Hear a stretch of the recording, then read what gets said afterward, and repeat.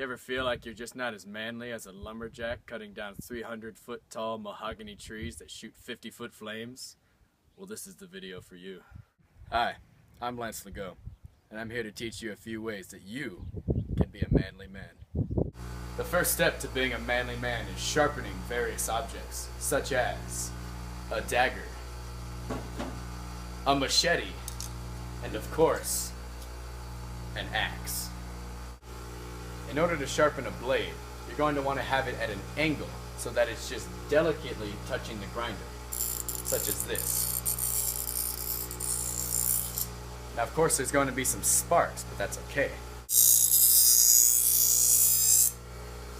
Now, it's important to keep body parts or limbs away from the grinder at all times so you don't kill yourself.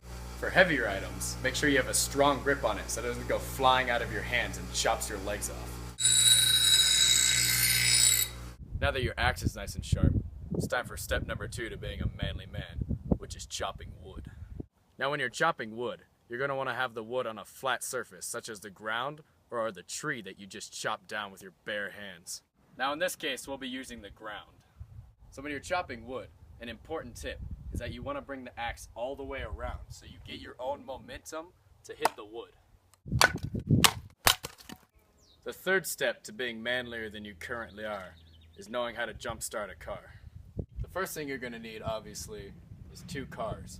The first step is to locate the positive and the negative connectors on the battery. It's usually indicated by a plus sign and a negative sign. Once you've found those, you're going to want to take the connectors for the jumper cables and connect the red one to the positive connector on the battery. Now that you have the positive on, you're going to put the ground on the negative spot.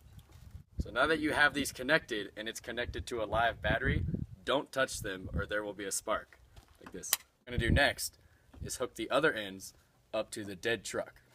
Again, you're going to want to find the positive and negative connectors on the truck's battery and take the red one first and hook it up to the red connector on the actual battery. And then this one's the last one that you put on always. It's the ground for the dead battery, and you put it again on the negative connector on the battery. The next step, now that the batteries are hooked up, is to start both of the cars. Now the one that has a live battery, you're going to want to start first and give it a little bit of a rev so that the juice from the live battery will flow into the dead battery.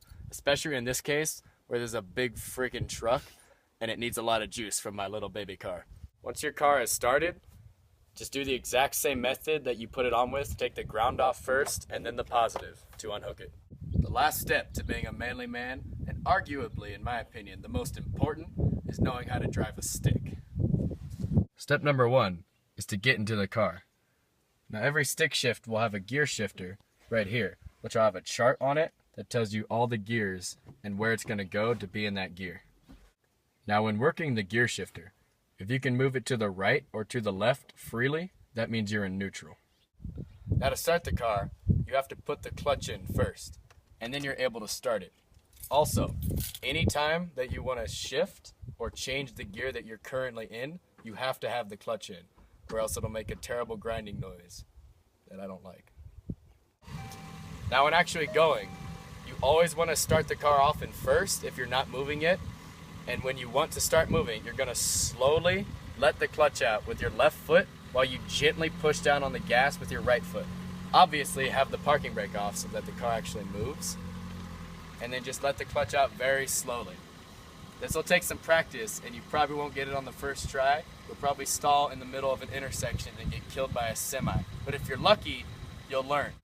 Following these steps will make you so manly that even if that lumberjack cutting down 300-foot tall fire trees was Chuck Norris, you'd be just as manly as he is.